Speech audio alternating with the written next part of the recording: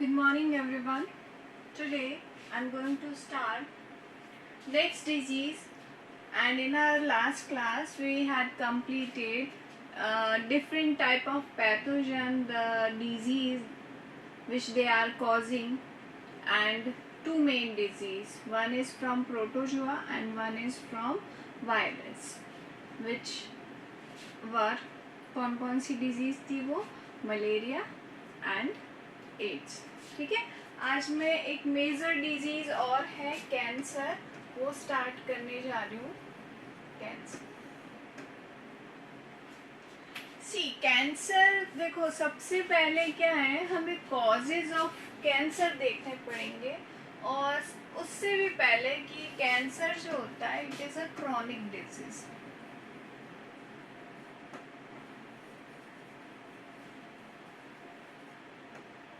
Cancer क्या है? Chronic disease के अंदर आता है, मतलब लॉन्ग टर्म चलने वाली डिजीज है. इसके तीन जो होती है स्टेजेस होती है, primary, secondary and tertiary stage. First level, second level and third level. ठीक है. Now what are the main causes? Causes क्या है कैंसर के? क्या कॉजेज है इसके? तो मेन जो इसका कॉज है वो है ऑन्कोजीन्स. ठीक है. सडनली ये ऑन्कोजीन्स के अंदर कुछ जीन जो है ऑन्कोजीन्स के अंदर कन्वर्ट हो जाते हैं, या फिर हम इसको ऐसे कह सकते हैं कि ऑन्कोजीन साइलेंट फेज में प्रेजेंट होते हैं, वो सडनली एक्टिव हो जाते हैं. तो वो एक कॉज होता है. दूसरा होता है ऑन्कोजेनिक वायरस.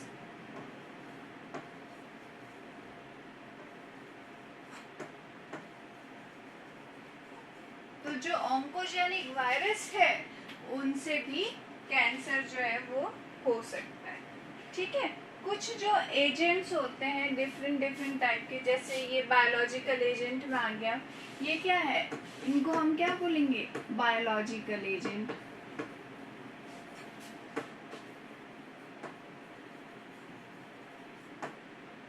दूसरा होगा आपका केमिकल एजेंट, मतलब जिसके अंदर कुछ रेज होती है, like x rays, gamma rays, है ना. और तीसरा क्या बोल सकते हम? Physical agent. आपकी लाइफस्टाइल जो भी, इन किसी के थ्रू भी जो है कैंसर कॉज हो सकता है. ड्यू टू इनकी वजह से कैंसर कॉज होता है, इसलिए हम इसको क्या बोलेंगे?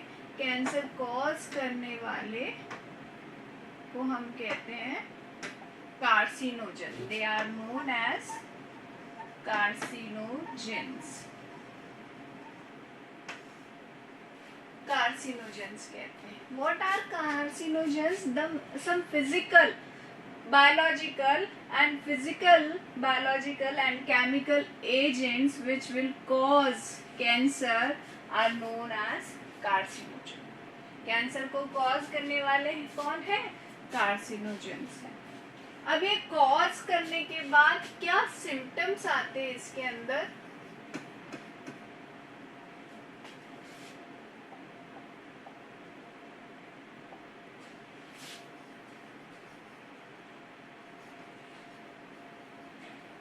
सिम्टम्स क्या रहते? तो देखो, एक तो होती totipotency. Now what is totipotency? क्या है टोटिपोटेंसी? तो it is a ability, it is a ability to continue division of cells. Cells की एक एबिलिटी है जो कंटिन्यू डिवीजन करवाती है, या सेल्स जो कंटिन्यू डिवीजन करती है उनके अंदर टोटिपोटेंसी होती है. डिवीजन होना कंटिन्यू से हम कहते हैं टोटिपोटेंसी. ठीक है. तो ये जो सिम्टम्स होते हैं इसके अंदर क्या होता है, ये सेल का डिवीजन कंट्रोलेबल होता है, सेल सिग्नलिंग के थ्रू कंट्रोल किया जाता है, एवरीथिंग इज कंट्रोलेबल। बट यहाँ कार्सिनोजेंस क्या कहते हैं, सेल सिग्नलिंग को स्टॉप कर देते, साइलेंस कर देते। कौन सी सेल सिग्नलिंग, टोटिपोटेंसी वाली, मतलब उसके अंदर सेल डिवीजन को कब कंट्रोल करना है कब नहीं कंट्रोल करना पता ही नहीं चलता। सो दैट्स वाई सेल क्या करती है, कंटिन्यू डिवाइड होने लग जाती है, कंटिन्यू डिवीजन होने लग जाता है। जैसे ये एक सेल थी, ये डिवीजन हुआ, इनमें फिर डिवीजन हो गया, इनमें फिर डिवीजन हो गया, तो इस तरीके से ग्रुप ऑफ सेल्स बन जाता है, या कंट्रोलेबल है ही नहीं। जहाँ पे एक सिंगल सेल की रिक्वायरमेंट थी वहाँ पे इतना सारा ग्रुप ऑफ सेल, एक टिश्यू का मास बन जाता है।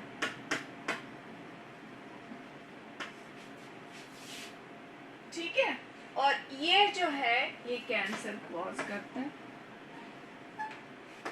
अब ये सेल्स क्या करती है, दूसरे को खाने लग जाती है, जैसे अब जहाँ ये सिंगल सेल थी वहाँ सिंगल सेल ना होके इतना बड़ा सेल्यूलर मास है, तो वो ट्यूमर कॉज करेगा, है ना। तो अगर कहीं भी लंबे टाइम तक ट्यूमर है तो वहाँ पे कैंसर का टेस्ट करवाना बहुत ज़रूरी है। लेकिन ब्लड कैंसर की बात करते हैं तो वहाँ पे क्या होता है, WBC जो है अपना नंबर बढ़ाने लगती है। अब वो WBC का नेचर क्या होता है, फेगोसाइटोसिस करना, तो वो RBC को फेगोसाइट करनी इतनी ज़्यादा है तो वो भूख भी ज़्यादा लगती है, तो वो खाने लग जाती है, तो वहाँ पे नंबर ऑफ RBCs लेस हो जाते हैं। और RBC जैसे जैसे लेस हुई आप समझ सकते हैं कि एक तो उसके अंदर हीमोग्लोबिन चला जाएगा, हीमोग्लोबिन गया तो ऑक्सीजन कैरिंग कैपेसिटी खत्म हो जाएगी, आपका जो ब्लड ट्रांसपोर्टेशन के अंदर जो भी ऑक्सीजन टिश्यू को ट्रांसपोर्ट होती है वो हीमोग्लोबिन के थ्रू होती है, तो वहाँ पे वो सारी चीज़ नहीं हो पाए। एंड ड्यू टू डेफिशिएंसी सारा ऑर्गन रिटार्डेशन, चक्कर आना, वीकनेस होना, वॉमिटिंग होना, ये सब उसके सिम्टम्स। बट ट्यूमर्स के अंदर पता है, ये अभी हम पढ़ेंगे ट्यूमर्स कितने टाइप की होती है, अगर कैंसर के अंदर ट्यूमर हो रही है तो वो कितने टाइप की। तो आई होप टोटिपोटेंसी आपको समझ में आ गया। अब क्या होता है, जैसे सपोज करते हैं ये सेल है, ये कैंसर कॉजिंग सेल है, इसके अंदर क्या हुआ आपका, ये जो है ऑन्कोजीन एक्टिव हो गया। अब ये ऑन्कोजीन एक्टिव हुआ तो ये डिवाइड हुई, ठीक है। अब इसके पास एक और सेल थी, वो इसको देख के कह रही है कि भाई ये तो डेंजर सेल है, it is a danger cell. तो ये क्या करेगी, ये अपनी तरफ से इसको खत्म करने का पूरा कोशिश करती है, इसको नहीं बनाने की कोशिश करती है। ये खत्म हो जाए तो ऑटोमेटिकली न्यू सेल्स जो है वहाँ अराइज हो जाएगी। तो इसको हम कहते हैं neoplastic ability.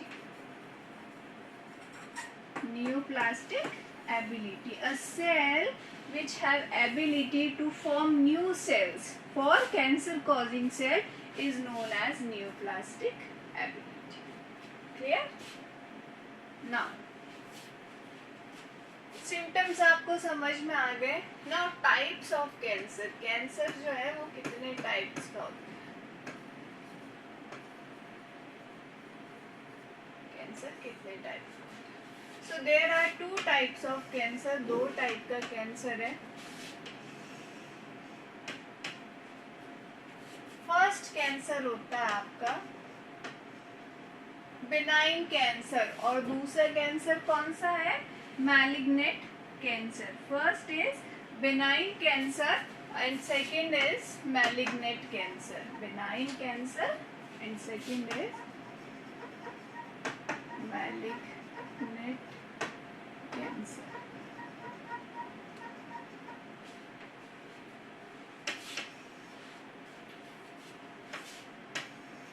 Okay, benign cancer के अंदर क्या होता है, there will be a tumour formation. ये दोनों जो है, जो ट्यूमर होता है कैंसर का वो दो टाइप का, ट्यूमर्स के टाइप है एक्चुअली, ठीक है। कैंसर का जो ट्यूमर टाइप है तो बेनाइन ट्यूमर के अंदर क्या होता है, इसकी ग्रोथ जो होती है कंट्रोलेबल। सपोज करते हैं ये आपका एक ट्यूमर बना है और कंट्रोलेबल ग्रोथ है, ग्रोथ कैसी है, कंट्रोलेबल ग्रोथ है ना, कंट्रोलेबल ग्रोथ है। वो एक साइज में अपनी एक स्पेसिफिक साइज तक बढ़ता है और वहां पे खत्म हो जाता है, वो फैलता नहीं है, it can not spread, spreading नहीं होती, स्प्रेडिंग नहीं होती। But malignant tumour unlimited growth के अंदर,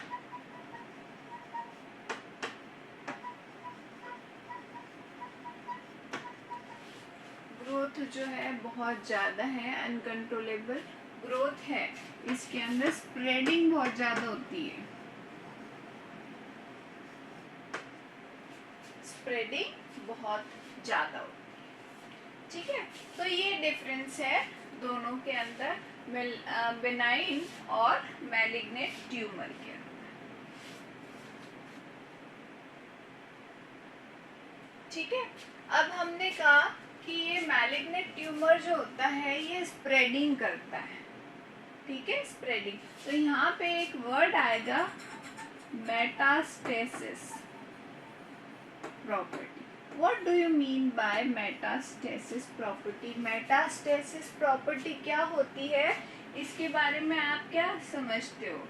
तो इसको मैं एक डायग्राम के थ्रू समझाती हूँ आपको।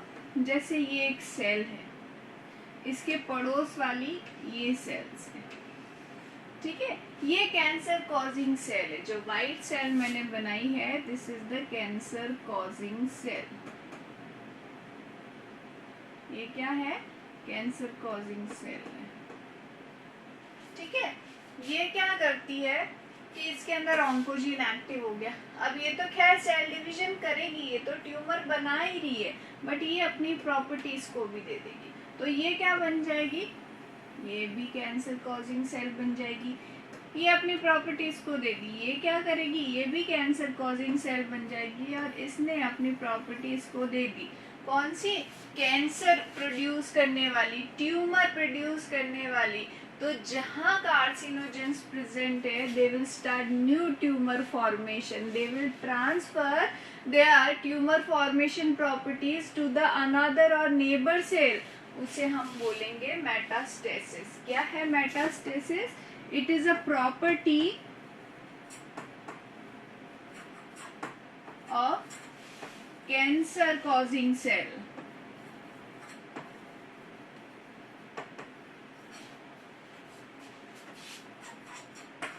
in which cancerous cell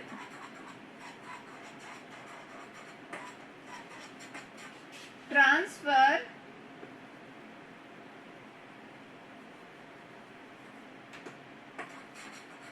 its property and there will be new tumor formation। और हम बोल सकते हैं they start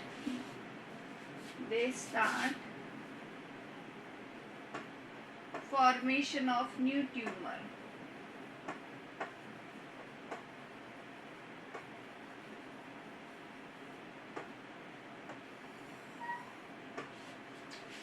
this is known as metastasis. ये क्या है, मेटास्टेसिस। तो आप देखिए हमने क्या क्या पढ़ा है कैंसर के बारे में, कॉजेज ऑफ कैंसर। ठीक है, कौन कौन से होते हैं, बायोलॉजिकल, केमिकल, फिजिकल कॉजेज। फिर हमने सिम्टम्स देखे हैं कि क्या होता है कैंसर के अंदर, एक्चुअली होता क्या है। तो ट्यूमर फॉर्मेशन, तो वो किस वजह से होता है, तो यहाँ पे आपने एक डेफिनेशन सीखी है टोटिपोटेंसी की, अनलिमिटेड डिवीजन होने लग जाता है। फिर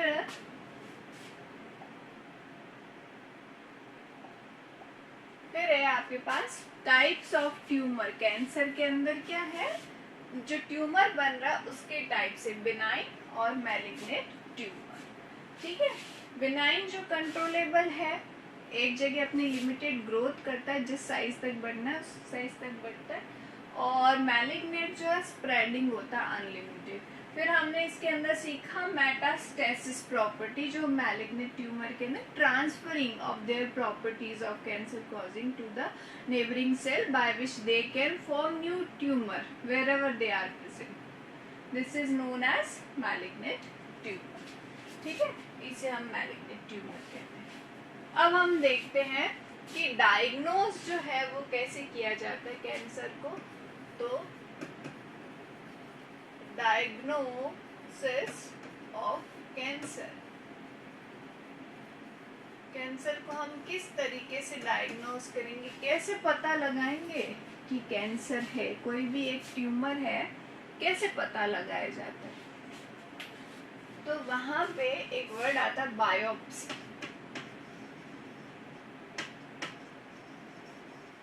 बायोप्सी, ठीक है, बायोप्सी। अभी बायोप्सी क्या है? Basically we can say it is a histology और स्टडी ऑफ टिश्यू।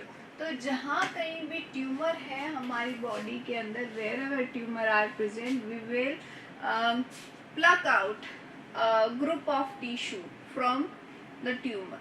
उस ट्यूमर से हम टिश्यू उठा लेंगे और उस टिश्यू की स्टडी की जाती है, उसके अंदर सेल डिवीजन किस तरीके से हो रहा है उसकी स्टडी करेंगे हम, और उसकी स्टडी के बाद हमें पता चलता है कि वो सेल डिवीजन कंट्रोलेबल है या नहीं है। नहीं है तो that means they are some kind of symptoms of cancer, और we have to find out the excited oncogene, क्योंकि ऑन्कोजीन अगर एक्साइटेड है वहाँ पे तभी तो ये टोटिपोटेंसी आपको इतनी फ्रीक्वेंट नजर आए। सो इस वजह से आपको पता चल जाएगा। तो बायोप्सी क्या है? Study of tissue, study of tissue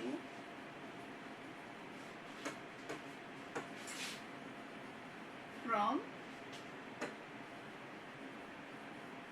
cancer causing area.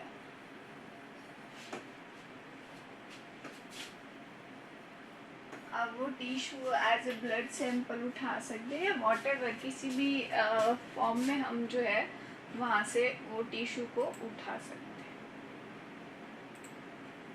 ठीक है ना, ये बायोप्सी हो गया, ये तो हमने डायग्नोस किया। अब ट्रीटमेंट, ट्रीटमेंट कैसे करना है इसका, किस तरीके से ट्रीटमेंट होगा।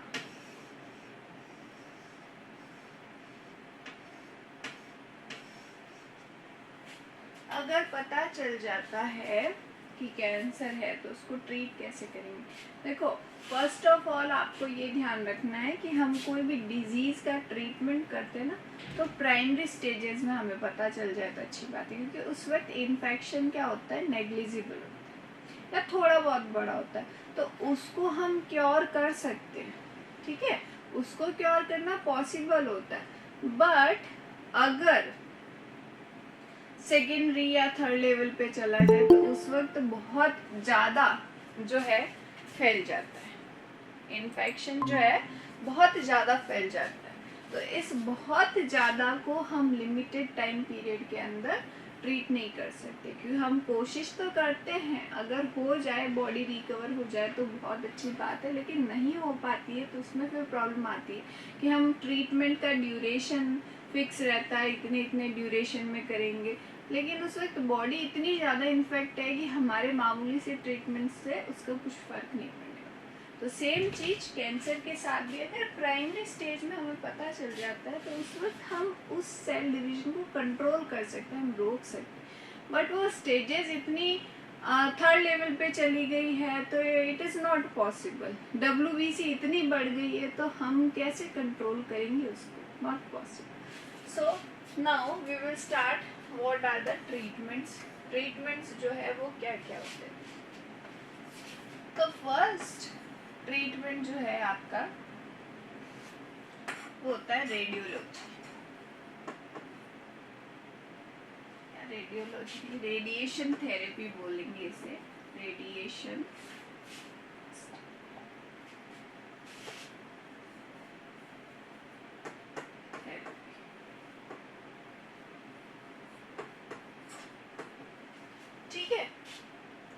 इसके अंदर क्या होता है, जैसे ये टिश्यू है जो कैंसर कॉज कर रहा है, तो हम रेडिएशन देते हैं पर्टिकुलरली इसी को, ताकि ये डैमेज हो जाए, ये वाला टिश्यू क्या डैमेज हो जाए। सराउंडिंग टिश्यू को नहीं देना आपको, पर्टिकुलर आपको वही टिश्यू के अंदर फिक्स करना है और उसी को जो है रेडिएशंस प्रोवाइड करवानी है, और हम इसको खत्म कर देंगे रेडिएशंस के थ्रू, इनको मार देते हैं।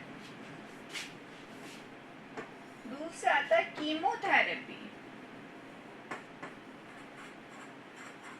तो देखो ये क्या होता है प्राइमरी स्टेज के अंदर, अगर ये डिफरेंट लेवल हम रेडिएशन अलग करें, केमिकल ड्रग्स यूज अलग कर रहे हैं, तो ये प्राइमरी स्टेजेस पे है कि इन्फेक्शन मामूली सा है, हम उसको या तो दवाई के थ्रू ठीक कर देंगे या फिर रेडिएशन के थ्रू ठीक कर देंगे। तो इसके अंदर आपको कैंसर को ट्रीट करने के लिए स्पेसिफिक्स जो है ड्रग्स दी जाती है, स्पेसिफिक मेडिसिन दी जाती है जिससे वो टारगेट करेगी। तीसरा आता है कीमो रेडियोथेरेपी, जिसमें हम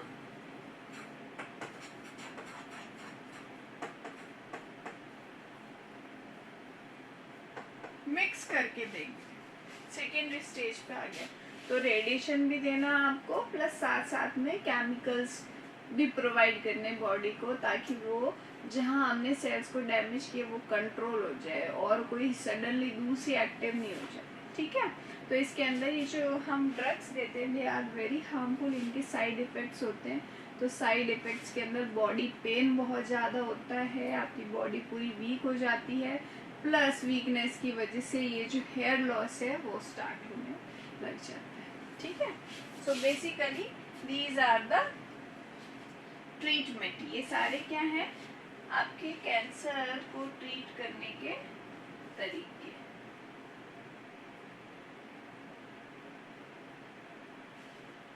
ठीक है, अब एक चीज और आती है वैसे इसके अंदर, कीमोथेरेपी के अंदर अल्फा इंटरफेरोन्स आते हैं।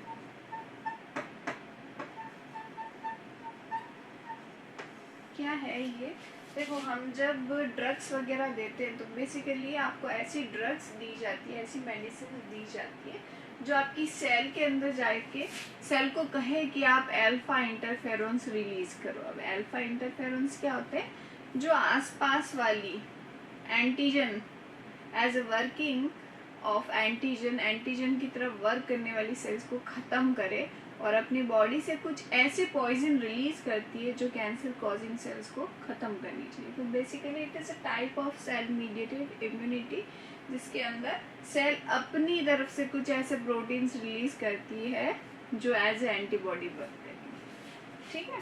तो so this is our cancer. ये क्या है, कैंसर के बारे में था, कैंसर क्या होता है, किस तरीके से होता है, और ये मेजर क्वेश्चंस में से एक है, एक ना एक क्वेश्चन जो है इसके ऊपर जरूर बनता ही बनता है। Is it clear? I think आप लोगों को समझ में आ गया होगा, नहीं समझ में आया तो आप लोग पूछ सकते हो। आगे कौश की समझ में? Yes, ma'am. Okay, now my question is how will you prevent cancer? Cancer का प्रिवेंशन किस तरीके से possible? How will we prevent cancer? Cancer को किस तरीके से प्रिवेंट करेंगे?